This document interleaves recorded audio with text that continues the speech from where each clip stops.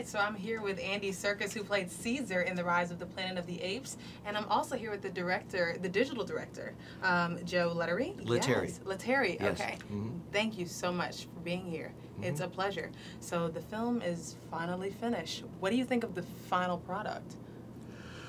I think we're kind of quite pleased that it's a beautiful film. It's a really terrific film, an honest film. It's got a really emotional kind of centre to it, and I think it's got a powerful message. And it was beautifully directed. I mean, I was blown away by it. I saw it at the press night the other night for the premiere rather, and I was really taken with it.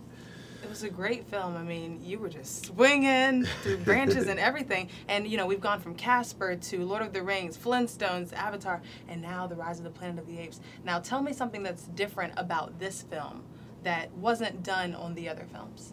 Well, okay, so we used a lot of the idea of performance capture, motion capture, you know, through Lord of the Rings, through Avatar. We've been developing this idea to the point where we wanted to be able to take it on set and just say, okay, now just make it part of the live action filmmaking. So Andy could be in there now with James, with Frida. Rupert could direct him right in the midst of the other actors. We didn't have to do things after the fact. It can be out on a location, it can be on a stage. It really just becomes an integral part of the filmmaking process, and hopefully just transparent to everyone involved.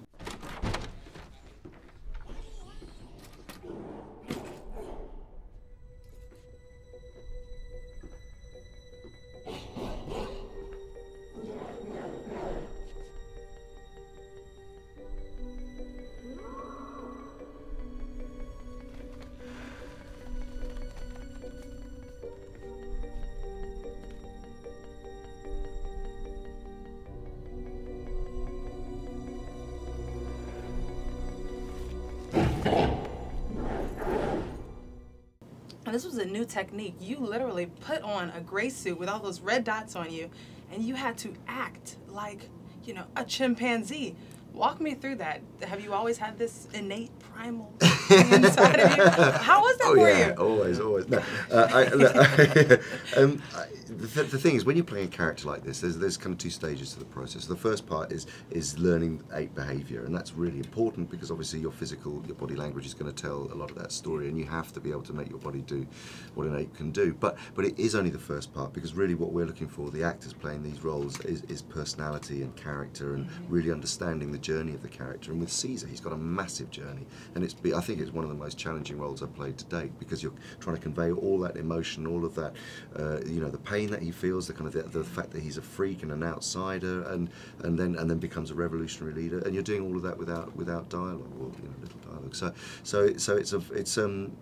It was a huge acting challenge, and having a director there on set and working with the other actors, you're able to really make those scenes feel real.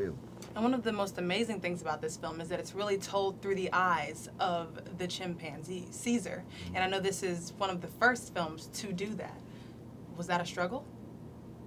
Well, it was, I think, for the reason that Andy said, that it had to be done really through the eyes. I mean, literally. I know you were using the term figuratively, but that's how we had to read and understand everything that was going on. Every moment, you just have to look at Caesar's face and understand, the pain of rejection he feels, the decisions he's making to sort of take control of his own future, and the fact that it leads to where it does is almost like a byproduct of his own personal choices that he has to make in the moment. Did you all do any research on primates to produce this type of film?